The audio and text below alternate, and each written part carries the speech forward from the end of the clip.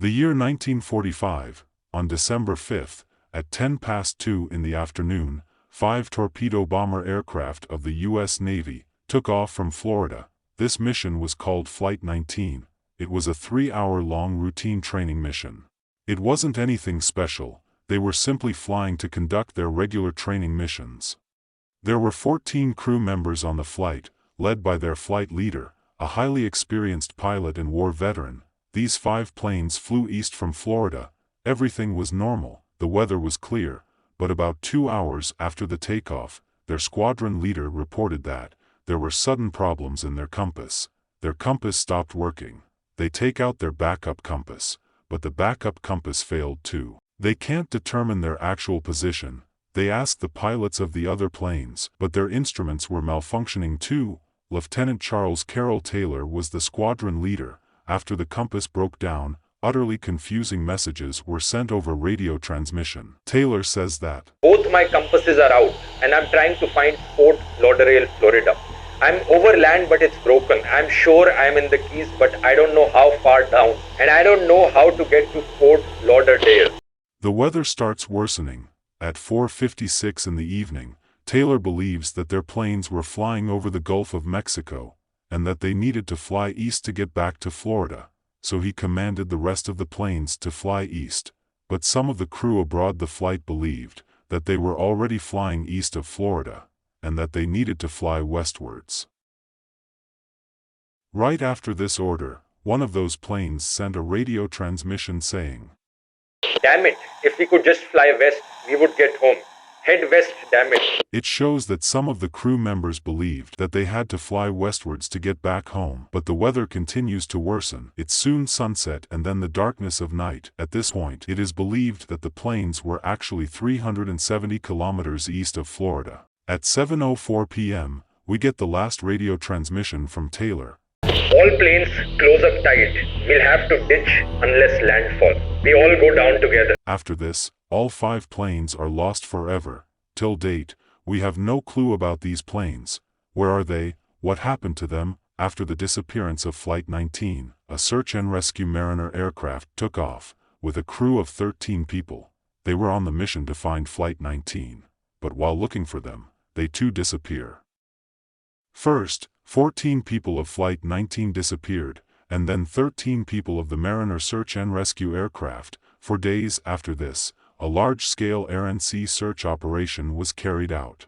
One of the largest search operations of the time, to look for both of these flights, but they could find nothing. Neither do they find a body of any person, nor any part of the aircraft. Everything had disappeared. Interestingly, the area where both planes disappeared, today we know that area as the Bermuda Triangle. We don't know which way is west. Over the past 50 years, 3,000 ships and 100 planes have gone missing in a mysterious stretch of water in the Atlantic Ocean.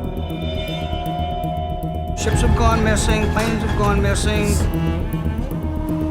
Known as the Devil's Triangle. A source of intrigue, legend, and fear. This is the Bermuda Triangle. The Bermuda Triangle is said to be a very mysterious part of the ocean. There, more than 100 aircraft and ships have disappeared. They were never found again. This area lies between Florida in the USA, Puerto Rico, and the country Bermuda in the north. It makes a triangular area like this. Overall, this area spans more than 500,000 square miles. Tales of the Bermuda Triangle are older than 500 years. In 1492, when Christopher Columbus set out to find the New World, he reported that when he was passing by this area, his compass stopped working, and one night, when he looked at the sky from his ship, he saw a weird light, a strange light that looked like a ball of fire, and he saw that ball of fire fall out of the sky into the ocean. This was the beginning of the mystery. Over the next few eras, several names were given to this area: the Graveyard of the Atlantic, the Sea of Doom, Sargasso Graveyard. These names were used in the 18th and 19th centuries, but the name the Bermuda Triangle was used for the first time in 1964. In a magazine called Argosy, there was an article by Vincent H. Gaddis in 1964, titled The Deadly Bermuda Triangle. This was the first time the phrase Bermuda Triangle was used. In this article, many disappearances in the Bermuda Triangle over the last several decades were summarized by him. He had tried to link them all, trying to create a mystery, claiming that there is something peculiar in this area of the ocean, because of which so many aircraft and ships disappear. Although, there were no explanations in the article as to why it happened, but this made the mystery of the Bermuda Triangle the most popular at the time, so popular that many books were written on it, many films and computer games were made, there were songs on the Bermuda Triangle too. Talking about some other incidents, there was another horrifying incident in the year 1918. It involved the USS Cyclops, one of the biggest and fastest ships of the U.S. Navy at the time. It was a very important asset for the American Navy, especially when America began taking part in World War I. It was used to transport the troops and coal. On March 4, 1918, 306 people were aboard the USS Cyclops, from a city near Washington, called the West Indies Baltimore. This ship began its journey towards Brazil. Other than people, this ship was carrying 11,000 tons of manganese. The journey was supposed to take 9 days. Everything was fine with the departure of the ship. The weather was clear. While departing, the ship sent the message, "Weather fair, all well." But this message was the last message from this ship. After this ship began its journey, there was no news from it. It had disappeared suddenly. This shocked everyone. One of the biggest ships of the U.S. Navy, a ship this huge, how could it disappear suddenly? If you think that this incident was mysterious, a more daunting and frightful incident was the Ellen Austin mystery. In the year 1881, a 210 feet long ship, the Ellen Austin, traveling from London to New York, quite common for the day. Many ships undertook this journey at the time, but on its way, Ellen Austin encountered an unidentified ship. Near the Bermuda Triangle area, from the outside, this unidentified ship looked completely normal, but there was no trace of any humans aboard this ship.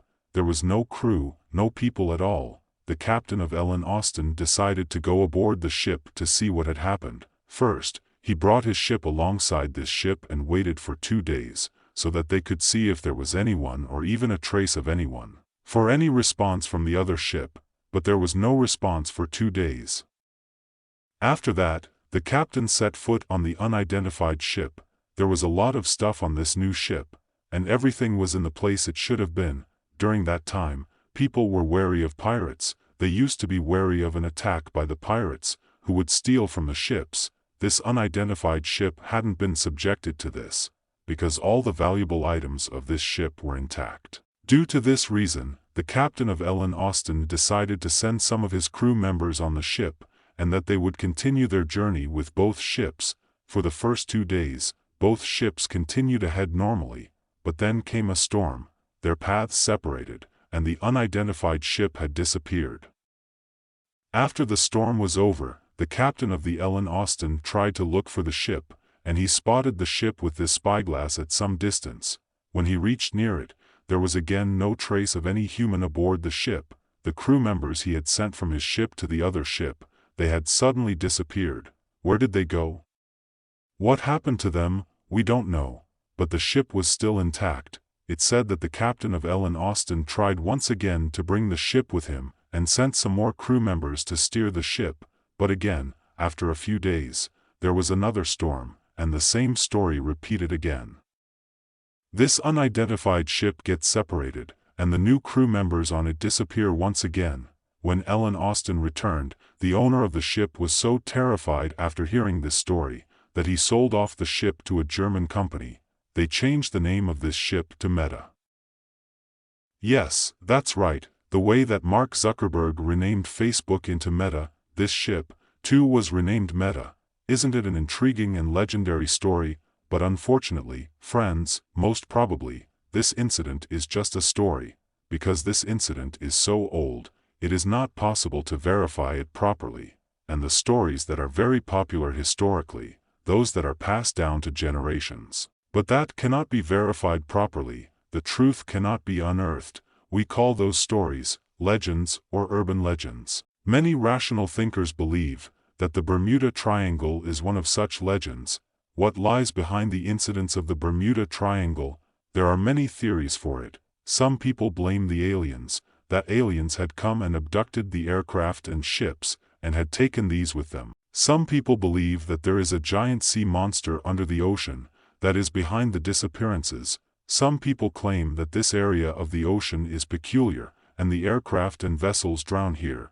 These theories are truly outlandish, so let's focus on the theories that sound a bit more scientific. One of the explanations is based on magnetism. Friends, the thing is that the North Pole of the Earth and the magnetic North Pole are two distinct points, so when you look towards north on a compass, the compass is pointing towards the magnetic North Pole. But the real North Pole is somewhere close by. It is known as the geographic North Pole. You can see it in this photo. The difference between the magnetic and geographic North Poles. Normally, when people use the compass, as has been done for ages, they take this into account. But there are some areas on the Earth, if you use a compass in these areas, you would find the magnetic and geographic North Poles at the same place. The places where this happens are known as the agonic lines. These agonic lines shift with time, but for the last 200 to 300 years, the 0 degrees line has been around or in the area of the Bermuda Triangle. This can basically create confusion. The next strange thing about this area is that the area in the Bermuda Triangle is quite shallow.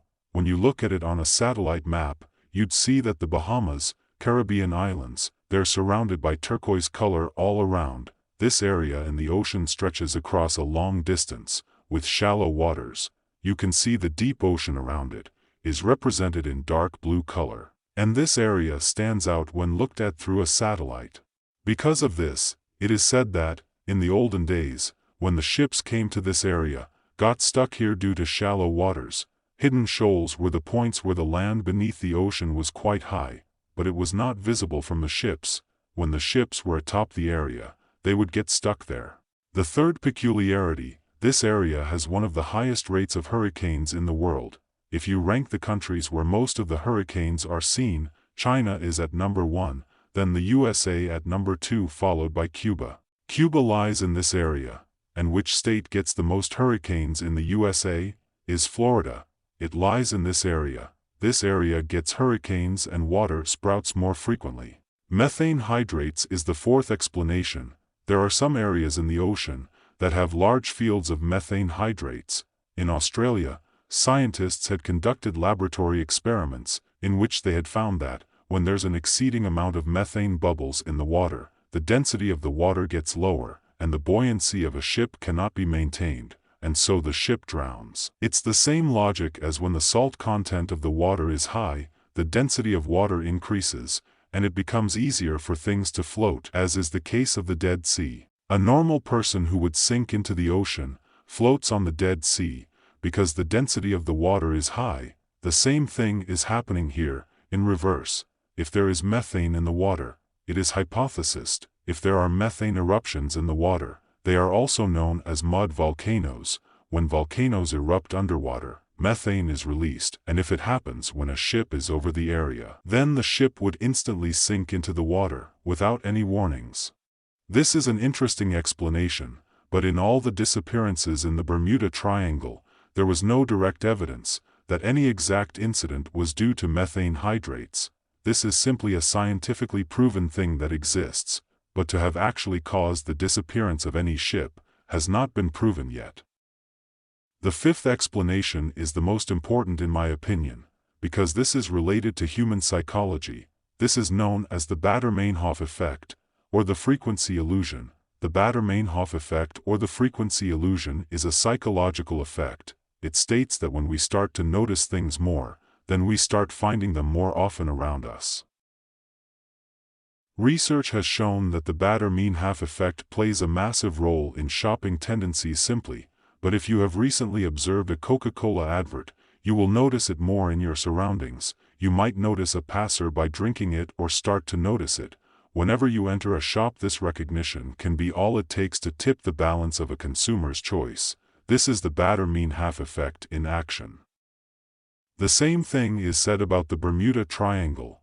though it is true that some big aircraft and vessels disappeared in the Bermuda Triangle, but if you've noticed, in many areas around the world across all oceans, there have been such disappearances of aircraft and ships in areas other than the Bermuda Triangle. One of the recent examples of this is the Malaysian Airlines flight. It hadn't disappeared around the Bermuda Triangle. The thing is that when people came across the mystery of the Bermuda Triangle, people started paying more attention to the disappearances and incidents there, the incidents taking place around the Bermuda Triangle, and the similar incidents that took place outside the Bermuda Triangle. People didn't pay much attention to them. Journalist Larry Kusch, the author of the book The Bermuda Triangle Mystery Solved, reached this solution too. He wrote that though there were some incidents that took place initially, but with time, when the mystery of the Bermuda Triangle gained prominence, some people started creating their stories. There was mystery mongering, and some stories were totally absurd and hadn't really happened. The story of Ellen Austin that I told you is said to be one such fabrication. The National Oceanic and Atmospheric Administration of the U.S. state that there's no evidence that the aircraft and ships that disappear in the Bermuda Triangle. The United States Coast Guards have even said that it shows that the Coast Guard of the USA don't even recognize the Bermuda Triangle is a hazardous area. They said that the fact that the area within the Bermuda Triangle is heavily trafficked could account for some of the mystery. The area of the Bermuda Triangle sees a lot of traffic of ships and aeroplanes. That's why the chances of such incidents happening here increase. Pair that with the fact that the Bermuda Triangle is often swept by hurricanes and the presence of the Gulf Stream, it is not hard to see why ships might occasionally sink there. If you bear in mind that this area sees a lot of hurricanes, and the water is shallow here, you arrive at the straightforward answer to the mystery of the Bermuda Triangle. But despite the frequent hurricanes, when WWF had conducted their detailed study in 2013, for the world's 10 most dangerous bodies of water for shipping, in the top 10 most dangerous waters, the Bermuda Triangle area was not on the list. Simply speaking, the mysterious disappearances have nothing to do with the Bermuda Triangle. You might ask now, what was the ball of fire that Christopher Columbus had seen falling into the ocean? Scientists believe that it was actually a meteor seen by Christopher Columbus. Hope you like the video. If you like the video, please share it and subscribe to our channel and hit the bell icon for more informative videos like this. Thanks.